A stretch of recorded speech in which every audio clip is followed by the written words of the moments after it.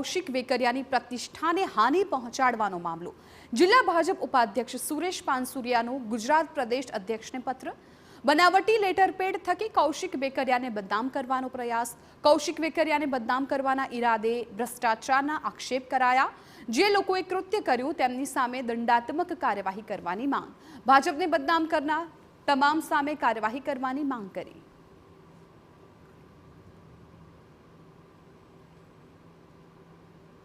બદનામ કરવાની કોશિશ થઈ હતી। એમાં 2 દિવસ પહેલા પોલીસે સારી કાર્યવાહી કરીને 4 ઇસમોને ધરપકડ કરી છે।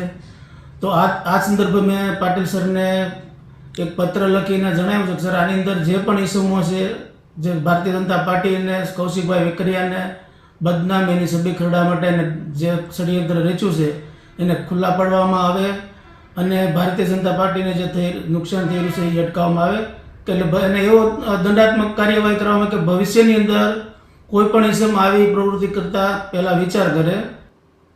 ઉલ્લેખનીય છે કે અમરેલીના એમએલએ અને વિધાનસભાના નાયબ મુખ્ય દંડક કૌશિક વેકરિયાને બદનામ કરવા સમગ્ર કાવતરું રચાયું હતું।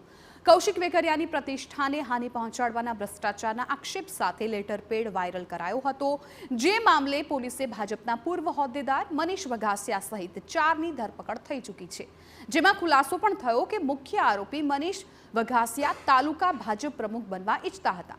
મનીષ વઘાસિયાને તાલુકા પ્રમુખ બનાવવામાં કૌશિક વેકરિયા અને તાલુકા પંચાયત પ્રમુખ બંને અવરોધ બનતા હતા, જેથી બોગસ લેટરપેડ વાયરલ કર્યો હતો। હજુ આ અંગે પોલીસ તપાસમાં ચોંકાવનારા ખુલાસા થવાની શક્યતાઓ છે।